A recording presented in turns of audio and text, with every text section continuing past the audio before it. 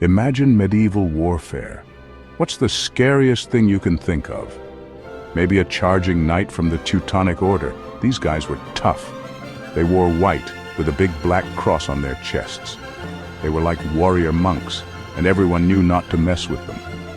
They started during the Crusades, those big fights over in the Holy Land.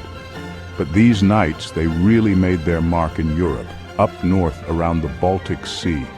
They were all about spreading their religion, even if it meant getting rough. People still talk about them today. Were they good guys or bad guys? We're going to learn about the Teutonic Knights, how they became powerful, and what happened to them in the end. Let's go back to 1190. The Crusades are raging on. The city of Acre is surrounded by Christian soldiers. It's a brutal scene, lots of fighting and pain. But in the middle of it all, some German merchants decide to do something good. They set up a hospital to help the wounded. That's how the Teutonic Knights got started, believe it or not. Fast forward to 1199. The Pope says these guys are legit. He makes them an official military order. They have to be poor, can't get married, and have to follow orders just like other monk soldiers. But here's the twist. Their job is to fight for Christianity. They went from helping people to going to war. This change was huge. It set the stage for everything they would do. When Acre fell in 1291, the Teutonic Knights needed a new mission.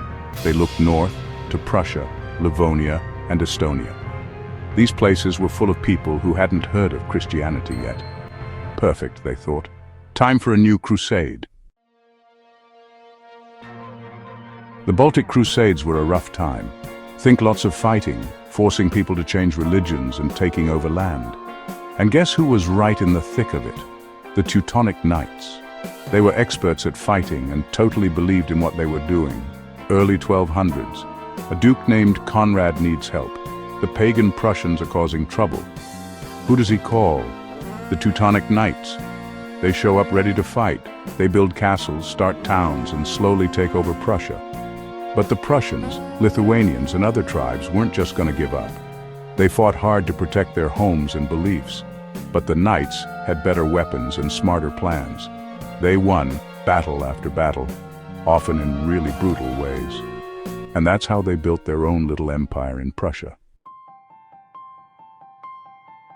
Building an empire isn't easy, even for tough guys like the Teutonic Knights. They were always fighting someone. One big battle at Lake Peipus in 1242 was a disaster for the Knights. They got totally crushed by a Russian prince named Alexander Nevsky.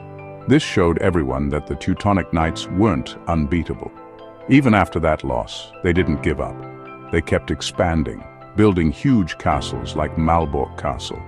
These castles were like fortresses and headquarters all in one. The Knights were good at more than just fighting. They wanted people to see them as holy warriors. So they made friends with the Pope and important kings. This gave them money and power.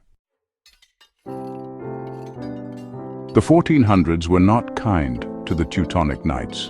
In 1410, they fought a huge battle at a place called Grunwald. They were up against the armies of Poland and Lithuania, and it was a bloodbath. The Knights got clobbered, and their leader died right there on the battlefield.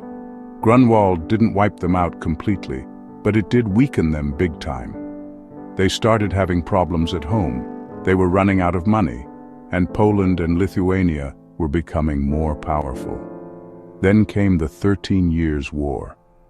The Prussians, who were sick of the Knights, rose up and fought back. By the time it was over, the Knights had to give up even more land to Poland. They were basically Poland's servants now. And then, the Protestant Reformation happened. This was a big deal in Europe. In 1525, the leader of the Teutonic Knights decided to switch religions.